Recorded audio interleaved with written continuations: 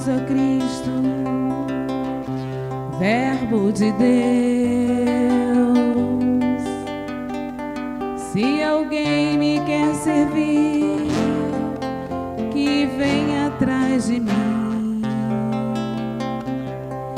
e onde eu estiver, ali estará meu servo.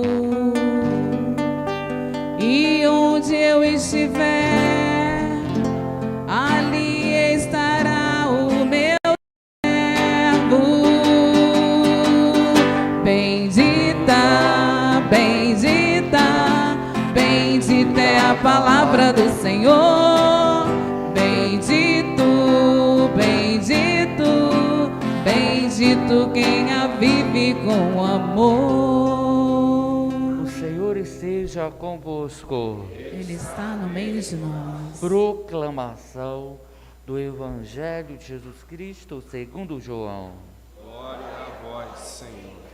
Naquele tempo, havia alguns gregos, entre os quais tinham subido a Jerusalém para adorar durante a festa. Aproximaram-se de Filipe, que era de Betsaida da Galileia, e disseram: Senhor, gostaríamos de ver Jesus.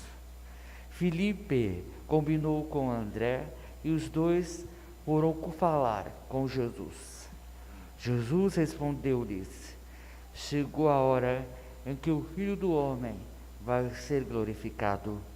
Em verdade vos digo, se o grão de trigo que cai na terra não morre, ele continua só um grão de trigo, mas se morre, então produz muito fruto.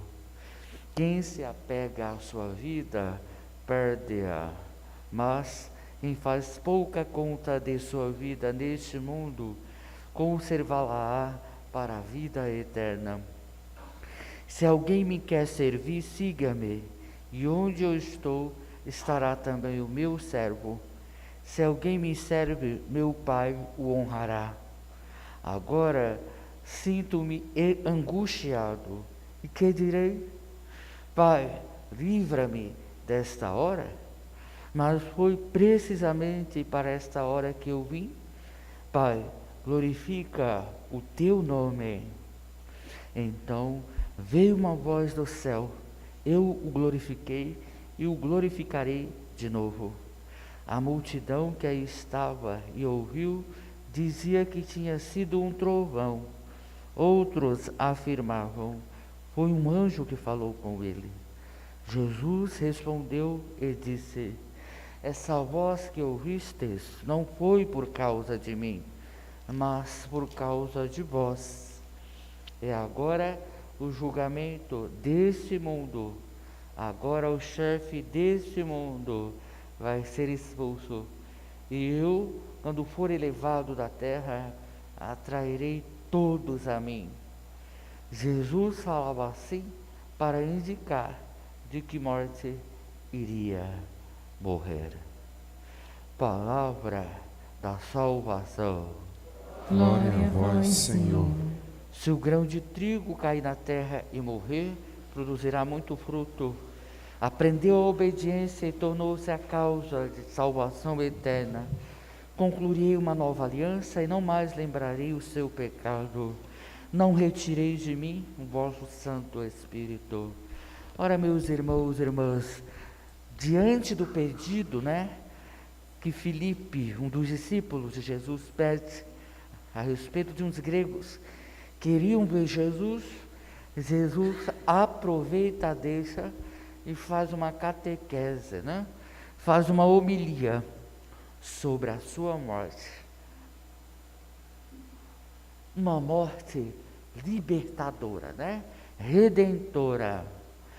A morte no nosso tempo, na nossa sociedade, é vista como um tabu, nem se pode falar, muitas vezes, até mesmo dentro da nossa própria Igreja Católica, que entende tanto da morte, muitas vezes, quase que essa palavra é proibida, quase só vemos nos textos litúrgicos.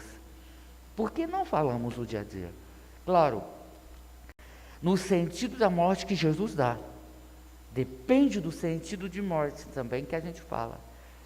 Não adianta a gente falar no sentido, né, pagão, mundano, que o mundo tem, né, dessa palavra. É o fim de tudo, né? Que o cemitério vai ser a nossa morada eterna. Não é assim. Se o cemitério fosse a morada eterna, Jesus estaria falando, né, com tanta alegria. Ele está falando da hora dele, a hora da sua morte. Ninguém morre assim. É raro alguém, né? A gente vê alguém nas suas agonias últimas aceitar a morte. É raro, né? Tem um ou outro que acontece isso, né? Mas grande parte há uma agonia. Não quer aceitar. Nós não aceitamos a morte, nenhum de nós.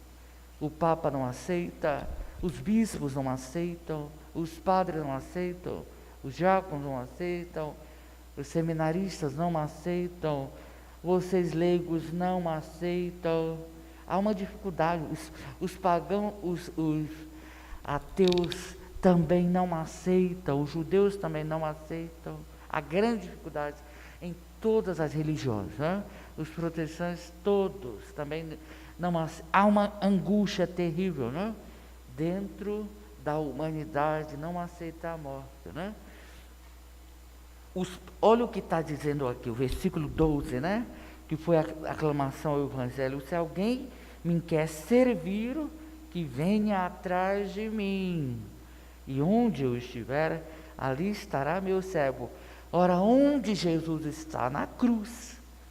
Nós vemos Jesus na cruz. A cruz é o nosso purgatório, né? A cruz não é uma punição.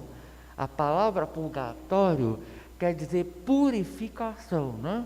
A cruz é uma purificação, uma preparação para a gente morrer, para que a nossa morte, né, ela seja gloriosa, vitoriosa, como foi a morte de Jesus. Atrás de Jesus, quem quer me servir, venha atrás de mim. Se ele ser tudo o que Jesus passou, nós vamos passar também, tudo. A sua paixão, morte e ressurreição. Aí que a gente esquece, né? Jesus Cristo, né? Ele sofreu, ele morreu e ressuscitou. Não estamos falando simplesmente de um Cristo que morre e na morte fica, né, ali perdido. Olha o que Jesus vai falar aqui também. Olha. Agora o chefe deste mundo vai ser expulso, Satanás. Quando Jesus morre, né, ele desce aos infernos e mata Satanás, né? Jesus destrói Satanás e seu império de morte, destrói a morte. Não é ele que é vencido por ela, né? A alegria de Jesus em querer morrer é para matar a morte. Parece uma coisa estranha, né? Incrível, né? Matar a morte. Só ele pode fazer isso, né? Só ele tem autoridade e poder para fazer isso, né? E olha o que ele vai dizer aqui, quando Deus Pai vai falar, né? Eu glorificarei de novo. Glorificar é dar a vitória. Por que vai glorificá-lo, né? Ele não vai ficar morto, ele vai ressuscitar. Deus vai dar, né? Deus Pai vai conceder essa vitória a seu Filho Jesus Cristo. E nós também, irmãos e irmãs, tudo o que aconteceu com Jesus vai acontecer conosco também é a nossa esperança. Ele nos promete não mais da vitória, da morte, da doença, da velhice. Ele vai nos dar a morte a vitória, né? A glorificação, né? No confronto com a doença, com a velhice, com a corrupção, com a morte. A morte vai ser o último inimigo também que nós vamos enfrentar e vamos sair vitoriosos. Mas a gente olha para a cruz, a gente só vê sinal de derrota, sinal de desânimo. E esse é o sinal visível. A nossa fé nos diz que além de um corpo de um homem derrotado, tem um Deus vitorioso, nos aguardando também para a nossa vitória, né? Final e definitiva. Que o nosso coração, meus irmãos e irmãs, possa repousar em Deus também, acreditar, né, na sua palavra, acreditar que Jesus tem toda a autoridade, né, sobre tudo, tudo está debaixo, né, da sua autoridade, poder, até mesmo a morte, até mesmo o pecado, né? Ele é o Cordeiro de Deus que tira o pecado do mundo, né? Se tirar também, o sinônimo é morre. Se ele tira, ele mata o pecado do mundo, sem matar o pecador. Quem consegue fazer isso, né? Nunca vi um médico, alguém, um profissional da saúde física ou da saúde mental ter esse poder. Não, ninguém tem. Todos nós temos, né? O médico precisa também de uma ajuda de um outro médico. Os profissionais da saúde mental também precisam da ajuda de outros profissionais, né, da saúde mental. Não, ninguém é autossuficiente, né? Mesmo nós, né, os padres, nós temos o sacramento da ordem, né? O agir em persona Christi, né, na pessoa de Cristo, não é no substituição a Ele, não, é numa entrega total, né, de serviço, de trabalho, não é de privilégio, não, todos nós vamos, o Papa vai passar pela cruz, todos os Papas passam pela cruz, morrem, vão morrer, todos os bispos passam pela cruz, morrem, quem está vivo vai morrer, todos os padres, os que já morreram, passaram pela cruz, morreram também. Tem um padre aí, aqui com 500, 1.200 anos, não, todos morrem, diáconos, leigos, tendo ou não medo ou coragem para enfrentar a morte, todos morrem, né? Independentemente disso. Porém, a nossa fé vai nos dizer que não é uma morte qualquer, né? Ela tem um sentido redentor, libertador, né? Está no plano de Deus. Claro, isso, portanto, não nos dá o direito de antecipar a hora de ninguém. A gente vê que Jesus, várias vezes, não é agora que tentam matá-lo, né? Várias outras tentativas, né, de assassinato em respeito a ele, são feitas, e de todas ele escapa, ele mesmo sai, né? E ele vai dizer, ainda não chegou a minha hora. Não é porque ele estava com medo, não, ele não chegou a minha hora. Então, é ele que sabe a nossa hora também, né? Então, nenhum de nós tem direito de tentar antecipar a hora de ninguém, nem nossa, nem de ninguém, a ele é que pertence, né? O momento exato, a hora exata que alguém vai fazer a sua Páscoa definitiva, né? A nós cabe rezar, perdoar, entregar a Ele, né? Nosso coração muitas vezes chagado, ferido, né? Às vezes pelo ódio, pela falta de amor, né? A nossa preocupação é se preparar para morrer, né? Não é saber data. Várias vezes que os seus discípulos vão questioná-lo a respeito da data. Que hora que vai ser? Quando vai ser isso? Jesus diz que não sabe, né? Que só o Pai do céu, Deus seu Pai sabe. Jesus não está mentindo, meus irmãos e irmãs. Ele é onisciente, ele é onipotente, é lógico que ele sabe. Ele é onisciente. As três pessoas, o Pai e o Filho, não há nada que o Pai saiba que o Filho e o Espírito Santo não saibam também. Não há nada que o Filho não saiba que o Pai e o Espírito Santo não saibam também. Não há nada que o Espírito Santo saiba que o Pai e o Filho também não saibam também. Todos os três partilham tudo isso, né? São onipotentes, oniscientes, onipresentes. Nada escapa, né, deles. Por que Jesus está falando então que não sabe? Para preservar os seus discípulos, eles querem saber, né? A desculpa, diz que vão se preparar melhor.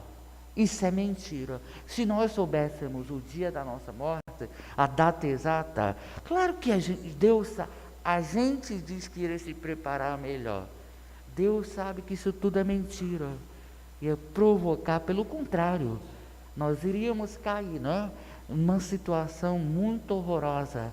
Claro que Deus tem certeza que isso não seria o melhor para nós. Se fosse, Ele faria, né? Se Ele não faz, Ele tem certeza. Não é o melhor para nós ficar sabendo datar. O melhor é se preparar cada dia como se fosse o último, né? Da nossa existência. Viver da melhor maneira possível, né? Procurando amar, perdoar, como o salmista, né? Esse salmo que alguns autores dizem ser da autoria do rei Davi, né? Ele fala, exemplifica que toda dor humana, né? Criar em mim um coração que seja puro, dai-me de novo o espírito decidido. Ó Senhor, não me afasteis de vossa face, nem retireis de mim o vosso Santo Espírito.